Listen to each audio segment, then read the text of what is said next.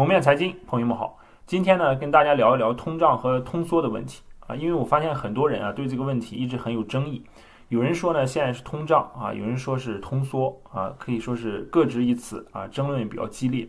那我接触下来，大部分人呢是比较担心这个通胀问题啊，就担心这个钱变毛了，钱不值钱了啊。包括我接触了一些身价比较高的一些高净值人士，他们呢主要担心的也是财富被这个通胀所稀释啊，准确的说呢是被国家这种大放水给稀释。那有时候听了以后呢，也觉得这个世界的这个鸿沟啊，不管是财富的鸿沟啊，或者是思维认知的鸿沟啊，真的挺大的。当下大部分人呢，其实还在发愁这个会不会降薪啊，会不会失业的问题。而这个高净值人士呢，他在担心会不会这个被国家放水啊所稀释，这财富被稀释。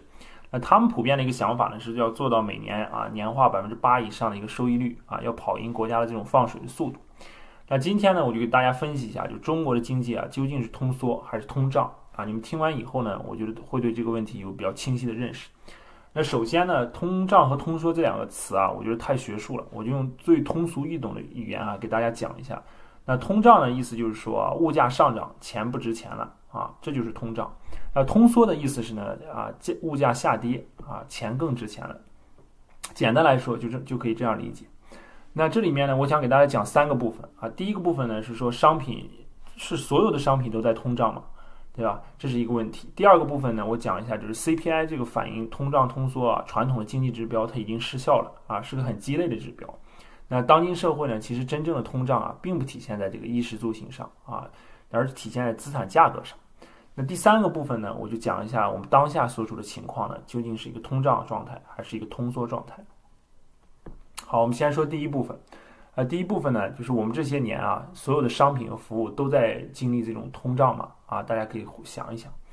其实很多的这个商品啊、产品这些年都在经历通缩啊。最简单的例子就是一个手机啊。那智能手机呢，有变得越来越贵嘛？这几十年来啊，就是手机经历了从这个功能机啊到智能机的这种转变，手机的整个性能呢变得越来越强大啊。有句玩笑话说这个手机啊，它是很多电子产品的终极杀手啊，它取代了相机，取代了游戏机，取代了 MP3啊，取代了越来越多的这种原来的这些电子产品，功能呢变得越来越强大啊。可以说你带一只手机出门啊，基本就都够了。但是手机的价格呢，在这些年啊，就是在相比过去呢，它没有显著的上涨。那过去90年代的时候，大家知道啊，买一个大哥大要1万多元啊。那现在呢，高端的智能手机也就6、7千人民币啊，相比过去的这个价格还下降了，对吧？那可以看到现在的手机性能呢是越来越强大，但是价格呢却没有随着性能的这种强大而不断的上涨。相反呢，普通的手机的价格呢每年还在下跌啊。那再比如呢，就是电视机啊，这个例子更明显。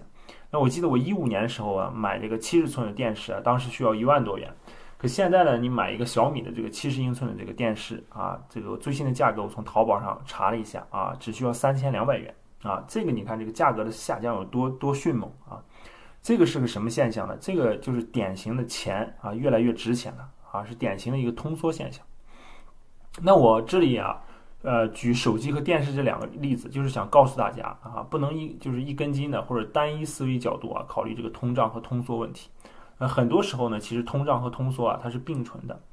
那要理解背后其中的这个驱动因素啊，你像手机和电视这两个例子呢，其实就是典型的是受益于技术进步啊，尤其是这个摩尔定律带来的好处。摩尔定律大家知道啊，它就是说晶体管集成电路上可容纳的这个元器件的数目啊，每隔18到24个月便会增加1倍，性能呢也将提升1倍。简单理解就是说，花同样的钱啊，每隔18到24个月，你就可以享受增加1倍的这种性能啊。这个就是呢技术进步带来的好处。它带来的好处呢，其实就是一个通缩的效应啊，就是东西越来越便宜了，性能越来越强大了啊，钱呢越来越值钱了。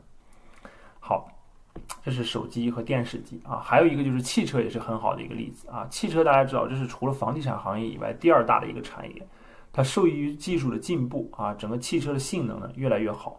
啊，但是价格呢这10几年来并没有怎么上涨啊。我记得90年代的时候，一辆当时夏利车啊都要10多万啊，放到现在呢10几万，你可以买性能比夏利车啊不知道强大多少倍的汽车了。还有很多的这个豪车的品牌啊，像奥迪、宝马、奔驰啊这些品牌，这些车在国产化以后啊，价格也变得越来越便宜。大家可以明显感觉到通胀这一现象啊，也没有体现在汽车上啊，并没有说随着货币量的增多啊，央行多年的放水而导致汽车价格的水涨船高。好了，这是上面给大家举的3个例子啊，就是手机、电视和汽车啊，因为都比较贴近于生活啊，大家也容易接受和理解，都是受益于本质呢，都是受益于技术进步和产能的扩张。虽然货币量这些年增加了很多倍啊，但是并没有出现我们平时所说的这种通胀问题。货币在他们身上的真实体现，反而是一种通缩的效应，也就是钱越来越值钱了。好。接下来呢，再给大家这个拔高一点啊，就是讲一下关于中国世界工厂啊向全球输出通缩这个问题。我相信大家啊之前也听说过。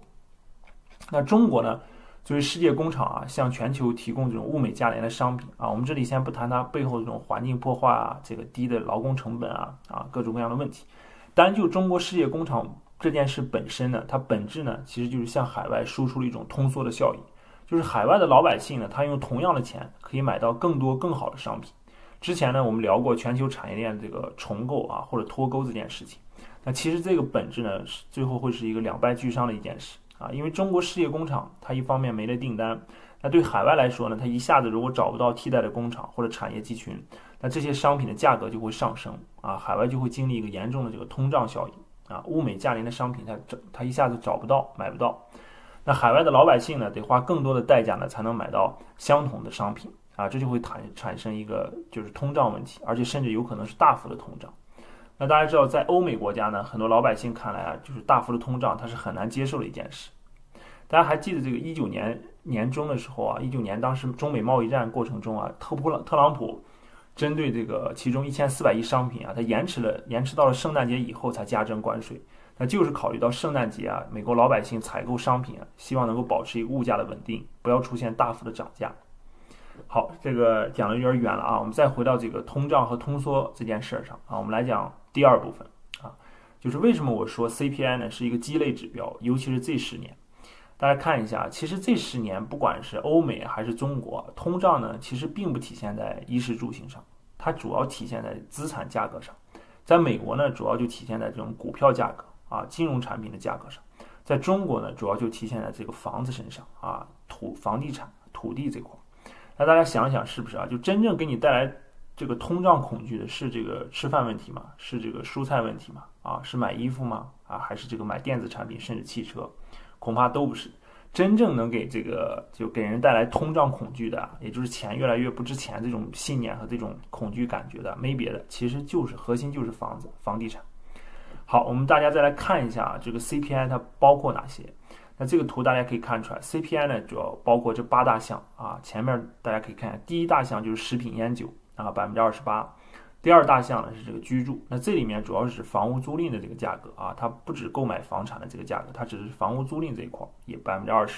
第三块呢是教育文化娱乐14%啊，第四块这个交通和通信10%啊，后面大家再看还有医疗保健啊、衣着这些，总共呢是100%构成啊8大项。那 CPI 呢，大家可以看到这些年其实平常的涨幅它也就在2%、3%左右。啊，也就是去年因为这个非洲猪瘟啊，还有环保的问题，死了太多的猪啊，或者关停了很多这个猪的这个养殖户，导致这个猪肉价格的剧烈上涨，把这个 CPI 啊推高到了5%左右啊。最近几个月，那大家可以看到呢，3月份最新出来的这个 CPI 数据呢又降了下去啊，又降到了4.3%。那其中这个4.3%里面啊，这个大部分的构成都是因为猪肉价格上涨带来的这种 CPI 的这个高涨。好，那 CPI 呢，其实已经变成了一个给老百姓看的一个东西啊，它的内涵呢，已经不能充分反映现在生活的方方面面啊。你比如说购房的这种成本啊，教育的成本啊，医疗的成本啊，那其实这些呢，才是老百姓啊实实在在压力比较重的啊，负担比较重的，或者说实实在在感到通胀的地方。那这些大头呢，要么就是没有统计在 CPI 中啊，要么就是权重啊占比太小，所以 CPI 这个指标呢，早就变成了一个鸡肋指标啊，垃圾指标。事实上啊，中国央行的这个货币政策的调整呢，也早就不以 CPI 变化为基础了啊。但就算你 CPI 超过了5%啊，它比如说这几个月啊，它也不会加息。央行更多考虑的是经济的这种债务压力啊，经济的下行压力、债务压力，以及房地产会不会因为加息而崩溃的问题。好，这最后呢，我们再来讲一下当下的这个经济情况啊，我们究竟是一个什么样的一个状态啊？如果要说实话呢，这个状态其实挺糟糕的啊，可以说一半是冰山啊，一半是火海。那绝大部分商品呢，它其实处在一个通缩的状态啊。你比如说这些手机啊、汽车啊，这个很多的商品、衣服啊，方方面面啊，都处于通缩的状态。而关乎民生的那一部分产品呢，却在通胀啊。你比如说是有些粮食啊，有些这个医用的物资啊，都在上涨。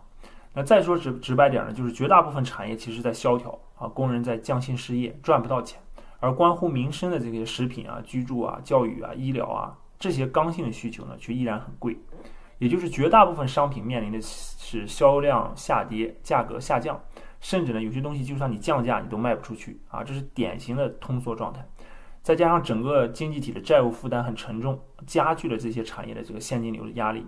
那这些产业部门和个人呢，在现在这种经济环境下，因为这个需求很孱弱啊，又赚不到现金流，赚不到钱，所以又反过来加剧了这种债务的这种压力。那这里我给大家再拓展一下，就是有一个欧文·费雪的这个债务通缩理论啊，大家有兴趣可以看得去细一点。那我这里简单解释一下，这个理论其实就是解释1929年这个大萧条的一个经典理论。那大致就是说呢，高债务负担它到了一定程度以后呢，现金流它不足以覆盖债务的利息啊，此时呢，企业和个体它就不得不低价出售资产来清偿债务。但是因为债务呢又是刚性的，就是绝对数额呢它是不变的，而资产呢在这种通缩环境下它会大幅贬值啊，那实际的负债率呢反而会增高，就是你越还这个债你这个负债率反而会越高，债务负担呢反而会更加沉重。所以说大家有兴趣可以去搜索一下这个理论再仔细看一看啊。那各国央行现在的货币政策的目的是什么各国央行都在大放水美联储中国央行、欧洲央行、日本央行目的呢就是阻断这种债务通缩的这种恶性循环。那目前看呢是暂时阻断了金融市场呢也暂时稳定下来了。但是我们现在实业呢，大家可以明显感受到正在遭受这种凄风苦雨接下来呢要密切的关注这种第二波的这种冲击也就是大型实体企业的倒闭。好了，这就是今天呢我给大家分析的3个点第一点呢是告诉大家，并不是所有的商品这些年都在通胀第二点呢是说，人们内心真正的通胀恐惧其实主要体现在房地产上体现在资产价格上。那 CPI 这个指标呢，某种程度上其实已经失效了，央行呢也不是以这个指标为货币政策决策的依据。那最后一点呢，就是现在这种经济环境可以说一半是冰山，一半是火海正是比较难熬的时候。好了今天的节目就到这里，欢迎大家转发订阅，谢谢大家的收看，我们下期再见。